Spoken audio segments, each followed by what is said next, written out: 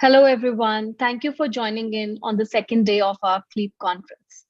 So CLEAPCon started in 2021 to raise awareness about cybersecurity among everybody. And since then, we have been conducting a lot of seminars, webinars, podcasts, conferences, and talks to make people aware. And we have been bringing out a lot of industry experts, leaders, and researchers to join us in our community. So today marks one such personality among us, Ravi Kumar Nalluri. And I would like Pooja to introduce Ravi Kumar. Thank you, Shivani. Once again, thank you so much for joining us on Weekend, everyone. Today, I'm introducing our first general session speaker who has expertise in threat detection and response. And he has more than a decade of experience in managed security services like security technology management, security log management, and security analytics and consulting services. He has been consistently working with a complete solution-oriented throughout the process to all the customers and ensuring service delivery with utmost satisfaction. So please welcome Ravi Kumar Nalluri.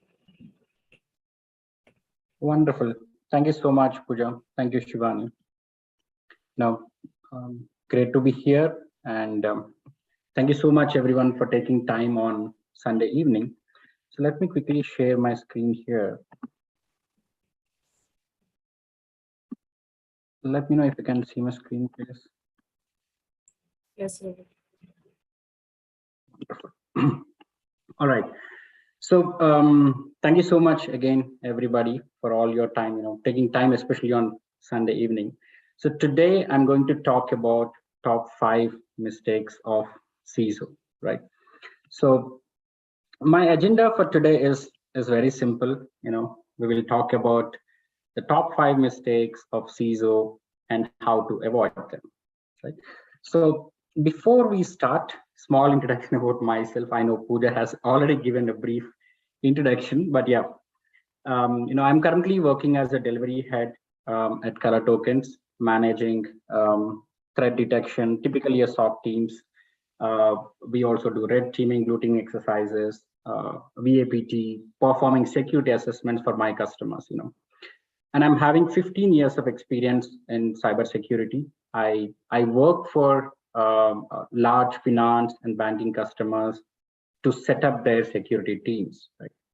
I'm a threat hunter and I'm also a cybersecurity trainer. Right? So let's get into the topic before else. So one of the hardest and most complex jobs in technology is being a CISO, right? A Chief Information Security Officer. So what CISO does will be a question. So CISOs typically they act as a guardians of your organized information security program, right? They continuously monitor your security posture, especially in this increasing regulatory complexity. Right? Their key responsibilities are regulatory compliance, risk assessment, security testing, and incident response. Right? But usually the CISOs also contribute to the development of security architecture, applications, and services. Right? So they ideally act as a security team's point of contact with the top management. Right? A CISO is expected to have a better understanding of how the current threat landscape is evolving. Right? So when you're dealing with a business stakeholders like CEO or CFO as a CISO, the expectation is that you play a role of subject matter expert, right? Who will identify what are the top risks for my organization and what needs to be prioritized. How are you going to use my investment and resources, right? So when you become a CISO, there is no manual or book. There is nothing written down, right? So it will be great if the information that I am going to share is beneficial to any one of you, so that you don't have to make those mistakes. What I have seen working with many CISOs in my career, right? Consider that your CISO performs 99% of their tasks correctly. However, there is still a significant and sufficient probability of mistakes, right? Because given the sensitivity of the job role they are into, even the CISOs with extensive experience, mistakes are definitely something that they cannot deny, right? However, what is more curious is the impact and frequency of those mistakes, right? So let's look at such top mistakes CISO does, right? The first one is not understanding the business, right? In fact, historically, right, if you look back, the security was seen as as an IT problem, right? So which has literally disconnected security from the business, right? But over a period of time, it has changed with the evolution of the new or recent sophisticated cyber attacks that we are seeing, right? So as a CISO, you need to understand the business drivers of your organization. So that helps understanding the applicable risks, and identifying what are the right solutions for your business. It's like you're buying an XDR solution just because everyone is buying, right? You cannot do that. You will understand how it actually fits into your organization only if you know the business well, right? So as a CISO, you need to understand what is the revenue generation of your business and what, as a company, you're going to lose, for example, in case of a breach, right? So it's always basic mistakes some of the CISOs I have seen doing, trying to implement some solutions, which will not fit into their business. Happens because they are not understanding the business drivers, right? Now let's also see how we can avoid this, right? That is also important. So for that, to avoid such mistakes, you need to have right conversations with right people, right? So you go and talk to, for example, your C-level people like your CEO, because your CEO knows what is the reputation of your organization and what is a shareholder value, for example, right? Similarly, go and talk to your CFO, Chief Financial Officer, right? Who can help you understand what will be the financial impact if a product goes down, right? But you know the reasons behind when a product can go down.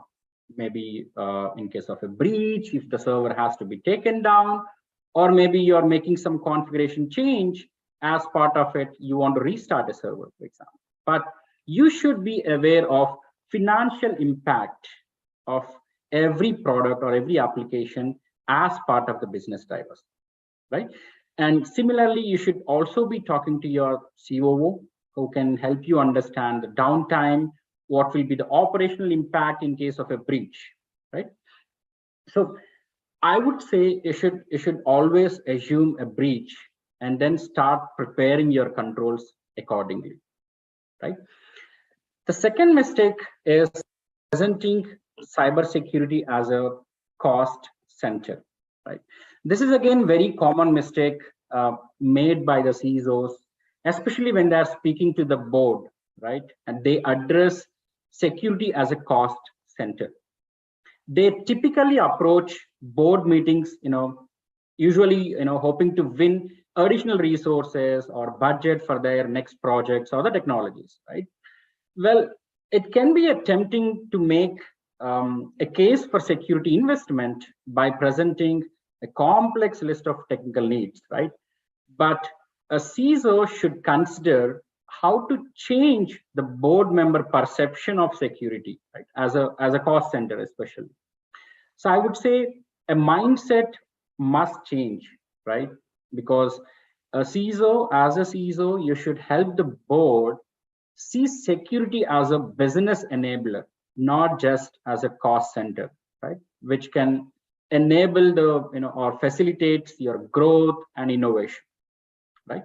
So again, not showcasing as a revenue driver, just showcasing it as a costly function will be a big mistake, especially in front of the board, right? And again, how do we avoid this? I would say as a CISO, you can easily win the board endorsement by presenting the evidences that, a security is not a cost function, it is a revenue driver, right? And this can be achieved by quantifying the bottom line impact of the profitability on security, right? So instead of saying, for example, I have put something here, instead of saying, hey, I invested $4 million in cybersecurity this year, you can say that I invested $4 million. At the same time, with that amount, with that budget, I have mitigated threats worth of $30 million, right? That means you are telling to the board that you have contributed to the profit in the revenue of $26 million. Sorry about the number, bad in the maths. $26 million is something you can say as you have saved for the board, right? So you should always try to project the increased profit by removing the threats and risks. Do not just mention the cost of the cybersecurity, right? Because that will help the board to see security as a business enabler, not just a cost center solution. So again, the third mistakes that we commonly see is being not up to date with the latest threats, right? So again, threat intelligence, for example, is a critical component that allows organizations to keep up with the latest threats, right? So as a CISO, you need to understand who will be targeting you, right? And what are the entry points into your network? Typically, for any organization, there will be multiple entry points, right? How an attacker can get into your system, be it an email, for example, or maybe an open application which is accessible from internet. The third entry point could be your, BYOD, for example, bring your own device, or for example, the USBs, right? The removable disk, which can be connected to a user system. So there could be multiple entry points how an attacker can get into the system, right? So you need to identify all such entry points and understand what solutions you have to stop them coming in, right? And at the same time, you can also understand what are the security gaps I have. For example, do I have a solution which can prevent my users connecting USB to the laptop? Do I have a solution which can prevent phishing emails coming into my users, right? Do I have a solution which can identify web application based attacks, right? So again, this is very critical component, the threat intelligence.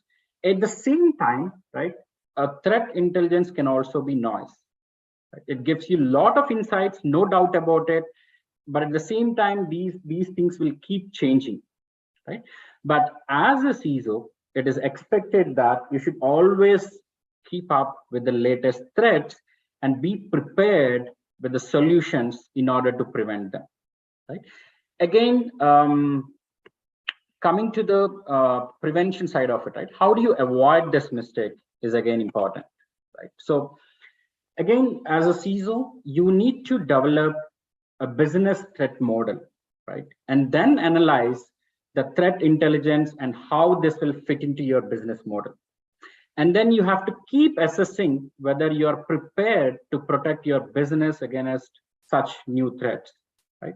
Let's say there is a new Folina, the vulnerability has been detected. You should quickly go and check, hey, what intelligence do I have about it? Does it target the domain which I am into, right? And what solutions do I have in place to prevent such kind of attacks, for example, right? Do I have such vulnerabilities existing in my environment? If Can I remediate such kind of threats immediately, right? So all these things are very important to have, I would say, have notes on daily basis to understand what new threats are coming in, right? But I also understand this is a complex stuff, right? Because keeping yourself up to date with the latest threats, evaluating your security solutions against such threats is definitely not going to be a small task, right? So at the same time, you should never be afraid or maybe never be ashamed of asking your partners for the help, right? You can absolutely go ahead and talk to your partner, talk to your vendor. If you have an MSSP partner in place, go and ask them, hey, I see that there are some new threats happening in the market. Do I have capabilities? Do I have solutions to protect my organization from such threats?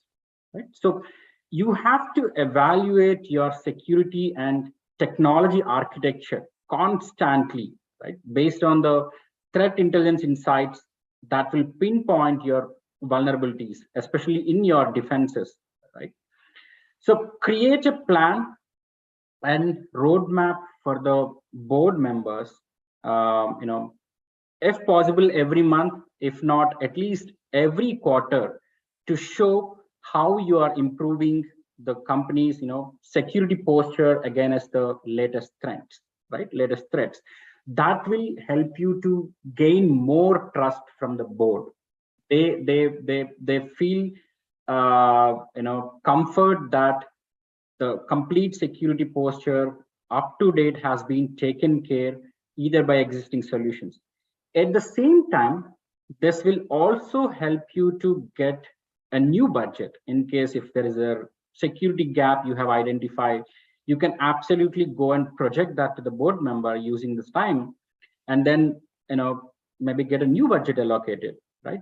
Of course, you have to explain what would be the impact in the business if the solution is not implemented on time, right?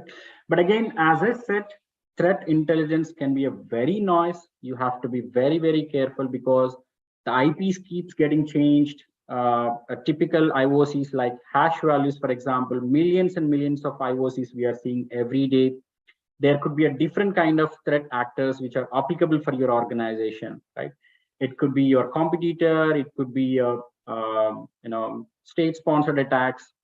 So you have to understand different kind of threat intelligence information you're collecting, right? It could be IOC based intelligence, it could be a tactical based information, it could be a information coming from your partners, it could be a threats that you're seeing in your environment daily, right?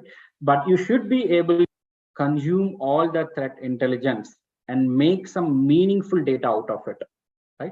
For that you have to contextualize the information you are collecting, right?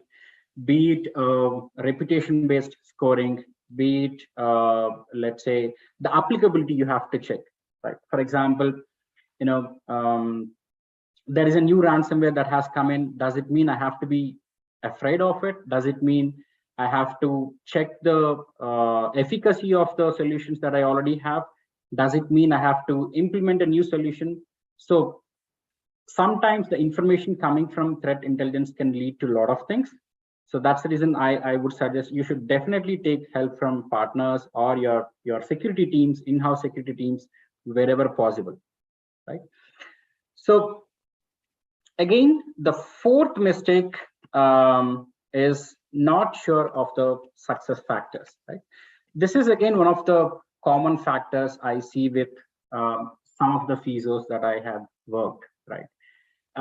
You know, they tend to go and buy a technology, but they are not sure whether that technology will fit into their solution, and when I can call that technology or a solution as a successful solution, right? So a CISO should really understand what problem needs to be solved and how to solve that problem, right? And at the same time, avoid biting, you know, more than what you can chew, right? So think about the entire solution and the dependencies at the same time. Then sit down, relax, and then trim it into the business operation or strategy, right? So that you can continuously measure its effectiveness over a period of time, right? This is another reason, you know, why large technology initiative fails, right? I see some of the CISOs implementing a very large technology initiatives, but after some time they're stuck and they want to revisit, whether this will fit into my business or not. Can I call this solution as a successful solution or not, right? This is the reason, right? So for example, I have an experience working with a CISO who has implemented a very expensive solution, right? Especially for its network access controls. But it took almost 4 to 5 years to realize the value coming from that solution. It is definitely a good product. It is definitely a good solution for him, but it is a time-taking solution, right? So sometimes when you're evaluating any controls or solutions, you should also look at how fast can I mitigate this risk, right? It is not mandatory again that every solution should solve or mitigate the risks from the day one. It might take some time, but at the same time, you should have a vision or understanding of the success factors of the technologies that you are looking at, right? How much time it is going to take? Is it wise decision to invest this much amount of budget, for example, this solution, right? So again, how do you avoid this mistake? There's no hardcore principle when it comes to the success factors, right? But you should definitely look at multiple factors, right? So you have to evaluate how you can fill your security gaps with the better architecture, better design, and a manual process, right? In fact, the beauty here in cybersecurity is it's always easier to design a security into everything, right? So that way you will not have any problem in making sure this will fit into your solution, right? So you have to evaluate, at the same time you have to evaluate whether do you have sufficient staff to manage that technology or solution. Do they have enough skill set, for example, right? You cannot just buy a product, for example, all of a sudden and say, hey, start using it, right? In fact, that could lead to more problems and more risks unnecessarily, right? So you have to evaluate your staff. Do you have sufficient staff? Do you have adequate skill set, for example, in order to maintain and manage that solution, right? So you should keep checking the technical ability as well, right? Is it viable? For example, can I depend on this product? Will this technology fit into my business drivers or not, right? For example, my risk is I'm prone to receive a phishing emails, for example, right? So now I would like to go and purchase a solution which can prevent phishing emails. So can I call it as a success story as soon as I buy the solution? The answer is no, right? You should understand how well that will fit into your business. For example, your business might be like, you have to accept the emails coming from any sender, for example, right? That means most of the threat intelligence might not work because you cannot keep blocking the emails coming from external parties, right? Because maybe your business is into marketing or sales. So you have to understand how the solution, new solution, is going to fit into your business. That is more important, right? You can call that solution as a successful only when you write, for example, all required policies within that phishing solution as per your organization security controls, right? Then when you start, the solution mitigating the or preventing the phishing emails with the 90% or 95% accuracy, then that's the time you can call this as a successful technology you deploy.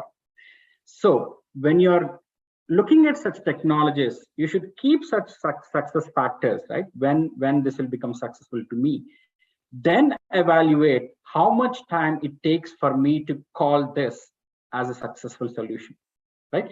In fact, that will help you to help you with respect to evaluating the vendors as well when you're doing some POCs with the vendor or when you're evaluating some security solutions, right? So you should always evaluate how you can fill these security gaps again, as I said, with better architecture, design, and the manual process, right? I understand it's again a painful process, especially when it comes to a CISO evaluating multiple vendors. But again, as I said, the only shortcut is you have to validate how well this technology will fit into the business, right? Instead of looking at a lot of other factors. Yeah. Again, moving forward, the fifth mistake is using over technical security language. Right? This is again I have seen with a lot of CISOs, especially in the boardroom, for example. It is okay if you're talking to your cybersecurity team, and then you can use all kind of security jargons, right? Because they can understand what you're talking about.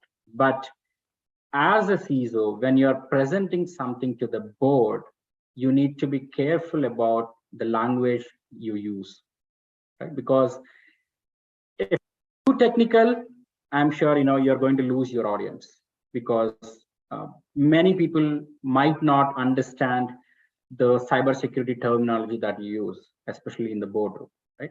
Because typically the board members don't like the things they don't understand, right? And most of the time they'll be multitasking. They'll have thousands and thousands of things in their heads, right? So they have very short attention spans. So you must translate the deep technical things into the business terms wherever it is possible, right? We already talked about using the numbers instead of the large technical case studies, for example, right? So again, this is a very common mistake. Sometimes I hear CISO saying, "Hey Ravi, I presented this risk.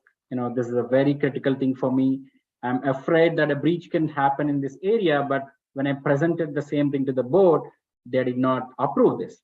The reason is you're trying to teach them about cybersecurity. You should never try doing that, right?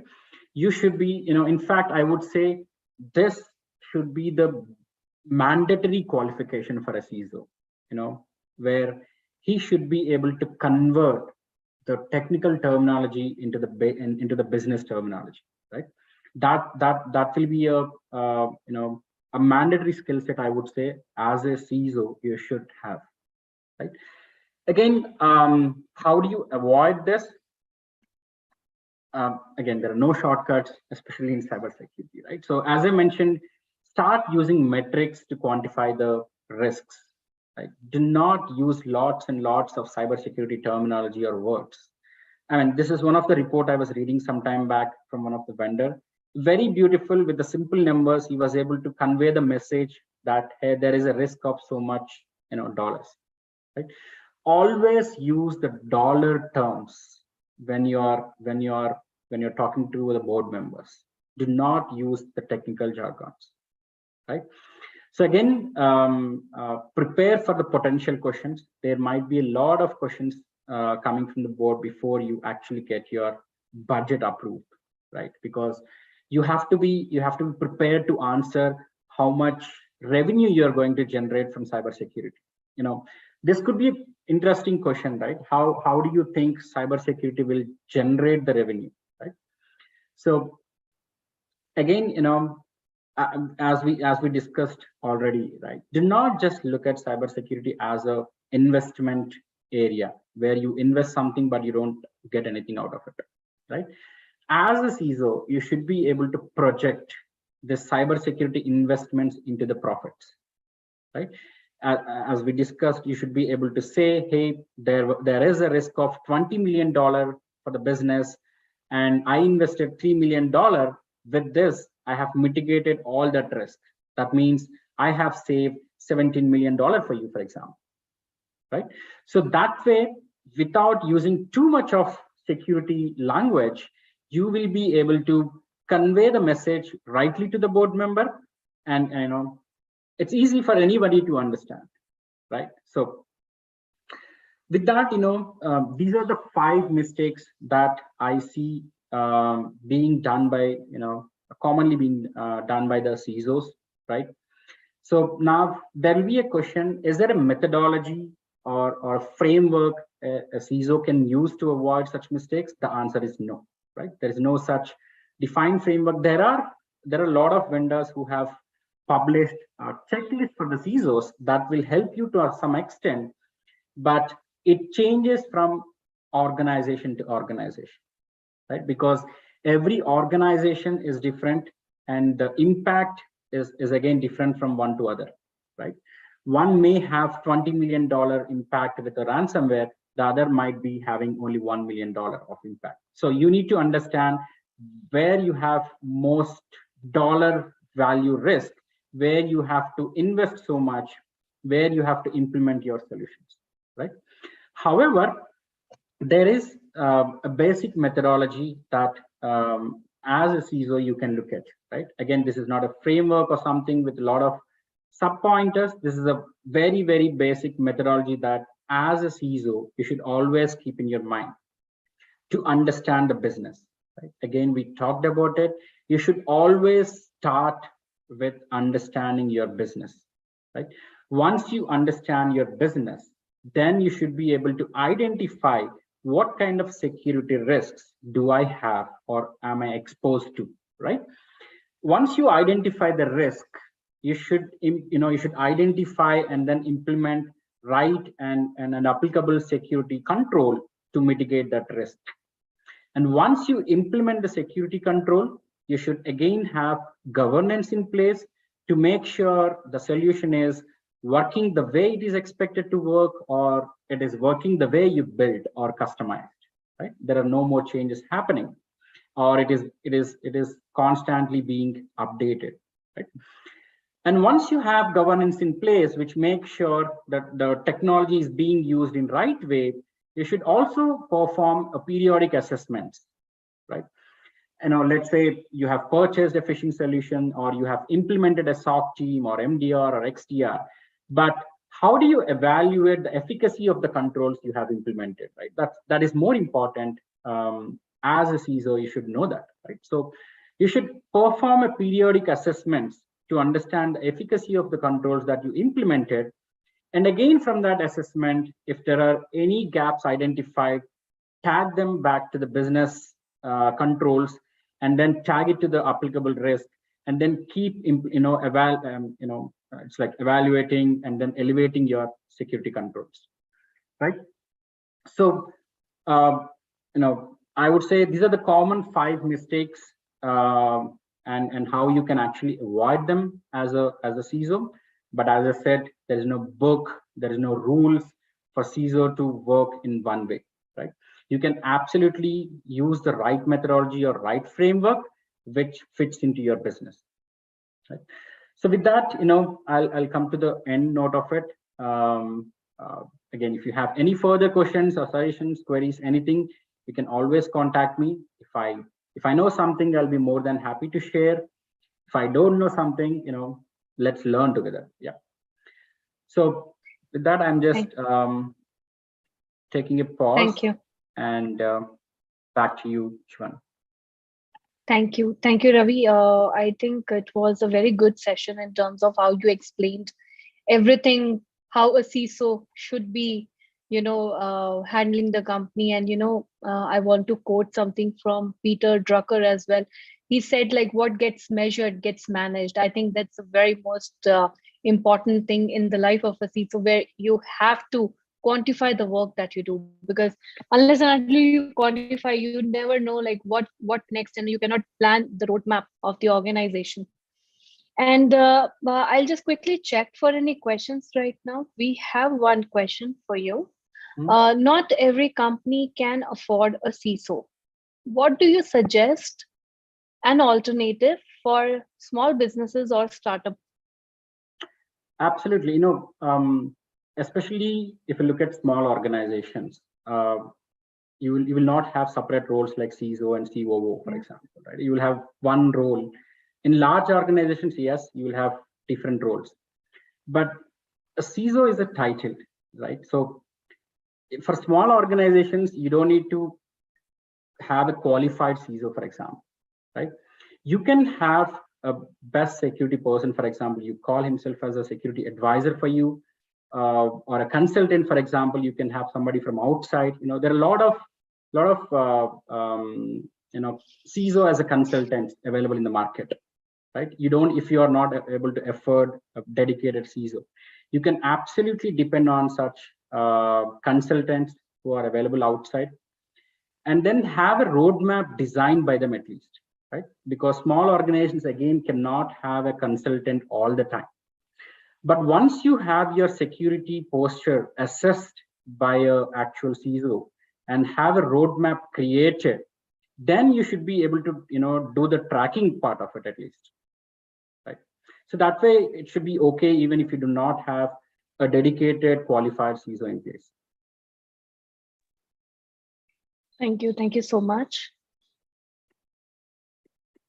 There are no nowadays, further I questions. see a lot of vendors offering CISO as a service. Exactly. And everybody, like qualified CISOs or people holding almost position of CISO for 5 and more years can act as virtual CISOs as well. I think that can be leveraged. It's a very, very good opportunity for smaller businesses to explore that area as well, because security is the need of the hour. So everyone is moving towards it, and I believe that should be kept in the forefront. And maybe in the initial phases when you're setting up a company or designing a product or a service. So I believe it is important. With this, I think it brings us to the end of the talk, Ravi. And it was a pleasure to host you in CleapCon, our second edition. And I want to thank you for taking your valuable time out on a Sunday and share your knowledge with us. And I wish you all the best. And I hope to see you next year as well. Thank you, Ravi. Absolutely. Thank you so much, Shivani. It's my pleasure being here. Thank you so much, Pooja. And you guys are doing great. Yeah. Thank you, Ravi. Bye. Yeah. Bye. Thank you. Bye-bye.